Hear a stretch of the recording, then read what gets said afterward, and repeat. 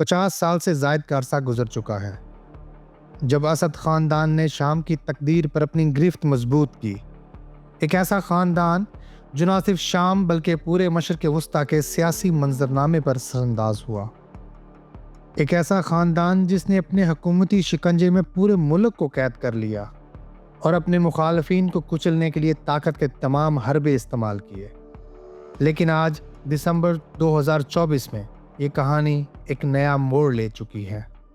اس video میں ہم جاننے کی کوشش کریں گے کہ کس طرح اس خاندان کی حکمرانی کی بدولت شام کی سیاست، معاشرت اور معیشت نے ایک نیا رخ اختیار کیا۔ مگر سوال یہ ہے کہ آخر یہ طاقت کا محور کیسے بنے؟ حافظ الاسد، ایک معمولی علوی خاندان سے تعلق رکھنے والا نوجوان، کس طرح شام کا صدر بننے میں کامیاب ہوا؟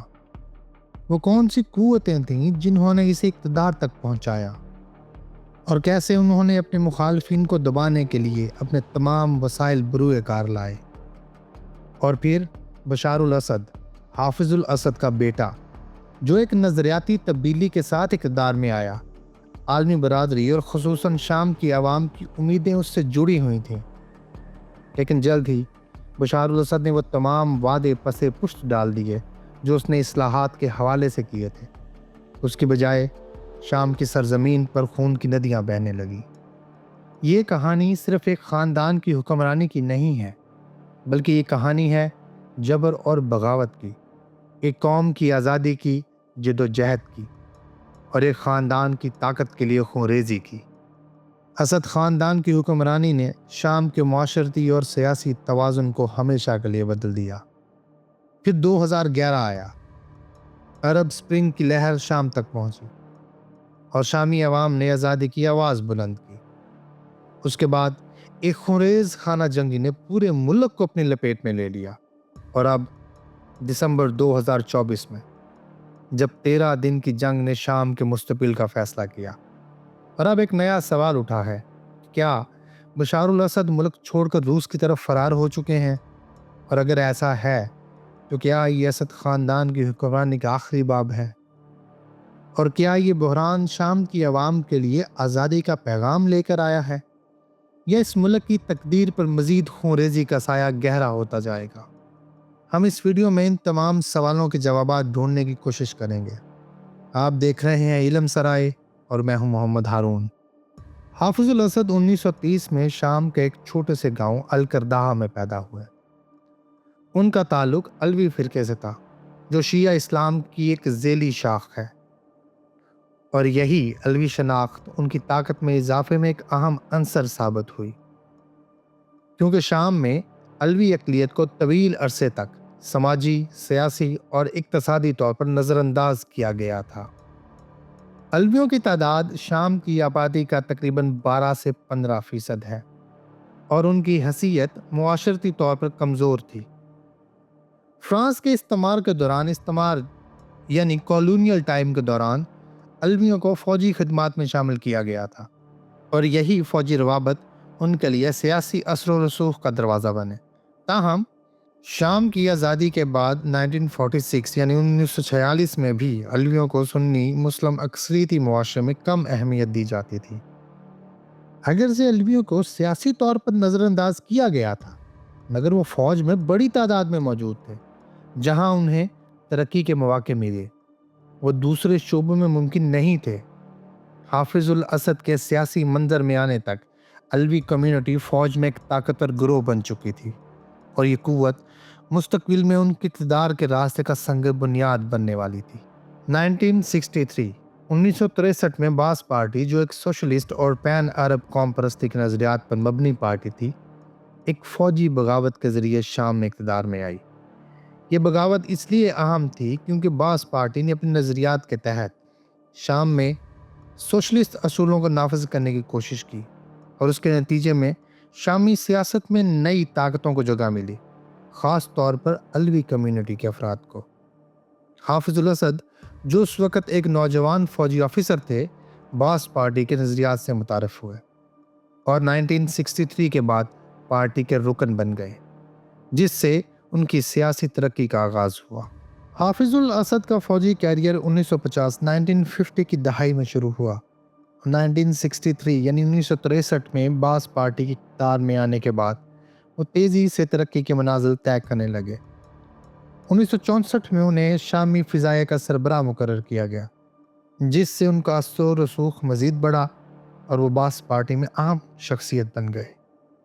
1966 میں باس پارٹی میں ایک بڑی تقسیم سامنے آئی۔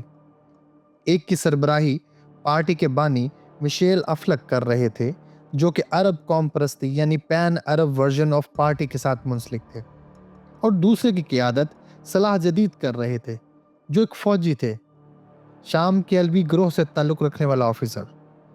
اس تقسیم سے پارٹی کے اندر سیاسی کشمکش نے جنم لیا، اور حافظ الاسد نے اس موقع کو اپنے فائدے کے لیے استعمال کیا۔ وہ اپنے فوجی اثر و رسوخ اور سیاسی حکمت عملی کی بدولت اس کشمکش میں فائدہ اٹھانے میں کامیاب ہو گئے۔ 1970 تک باس پارٹی اور شامی حکومت میں شدید بحران آ چکا تھا۔ مختلف گروپس میں بڑھتی ہوئی کشمکش کے دوران حافظ الاسد نے بھی اپنی طاقت کا مظاہرہ کیا، اور 13 نومبر 1970 کو حافظ الاسد نے ایک خونریز انقلاب کے ذریعے اقتدار پر قبضہ کر لیا، جسے الحرکت التصحیہ یا کریکٹیو موومنٹ کہا جاتا ہے۔ اس انقلاب کے دوران انہوں نے اپنے حریفوں، جن میں صلاح جدید جیسے اہم رہنما شامل تھے، کو جیل بھیج دیا اور شام کی سیاست میں اپنے اقتدار کو مستحکم کر لیا۔ اس کریکٹیو موومنٹ یا حرکت التصحیہ کے بعد حافظ الاسد نے اپنے اقتدار کو مستحکم کرنے کے لیے بہت سارے قدم اٹھائے، جن میں فوج اور سیاسی اداروں میں اپنے حامیوں کی تقرری شامل تھی۔ 1971 میں حافظ الاسد نے شام کے صدر کا عہدہ سنبھال لیا اور اپنی حکومت کے اقتدار کو مکمل طور پر پختہ کر لیا۔ حافظ الاسد کی حکومت میں علوی کمیونٹی کی نمائندگی بڑھ گئی۔ وہ علویوں کو فوجی اور سیاسی اداروں میں اہم عہدوں پر فائز کرنے لگے، جس کے نتیجے میں علوی کمیونٹی نے اسد کی حکمرانی کو مضبوط کرنے میں اہم کردار ادا کیا۔ حافظ الاسد کا دور حکمرانی 1970 سے 2000 تک شام میں ایک مکمل سیاسی انقلاب کی صورت میں تھا۔ اس دور میں حافظ الاسد نے اپنے اقتدار کو مستحکم کرنے کے لیے مختلف طریقے اپنائے، جن میں تشدد، جبر اور اپنے وفاداروں کی حمایت پر زور دینا تھا، اور اس کی حکومتی بنیادیں محض فوجی طاقت یا سیاسی حکمت عملی پر نہیں بلکہ فرقہ وارانہ وفاداریوں پر بھی استوار تھیں، جس نے ایک طاقتور ریاستی ڈھانچہ تخلیق کیا۔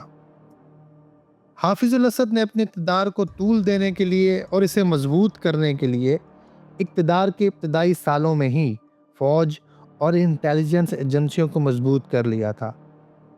شام کی فوج میں علویوں کا غلبہ تھا، جو حافظ الاسد کے وفادار تھے۔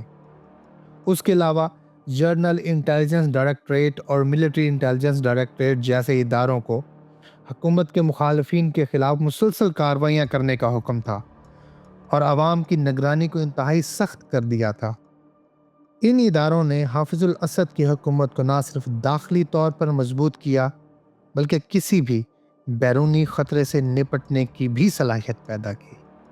اسد خاندان کی حکمرانی کا آغاز ایک طاقتور فوجی اور فرقہ وارانہ حکمت عملی کے تحت ہوا تھا، جس نے نہ صرف ملک کے سیاسی منظرنامے کو بدل دیا بلکہ شام کے عوام کے لیے ایک نئی حقیقت کو جنم دیا۔ حافظ الاسد کے اقتدار میں آنے سے لے کر ان کی حکومتی مشینری کی تعمیر تک ان کے دور میں جو خونریزی اور جبر دیکھنے کو ملی، اس نے شام کی تاریخ پر ہمیشہ کے لیے نشانات چھوڑ دیے۔ لیکن اس کہانی کا صرف یہ ایک ہی پہلو نہیں ہے۔ اس کی گہرائی میں وہ سازشیں، تضادات اور چیلنجز ہیں جنہوں نے اسد خاندان کو طاقت کی مسند پر بٹھایا اور پورے خطے کو ایک نئی سیاسی حقیقت میں دھکیل دیا۔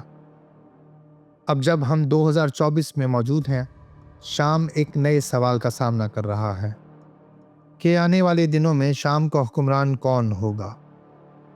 عالمی طاقتوں کی مداخلت اور ملک کی تقدیر کے حوالے سے ابھی بے شمار گتھیاں سلجھنی باقی ہیں۔ اس ویڈیو کے اگلے حصے میں ہم ان سوالات کا گہرائی سے جائزہ لیں گے اور یہ سمجھنے کی کوشش کریں گے کہ شام کا مستقبل کیا ہوگا۔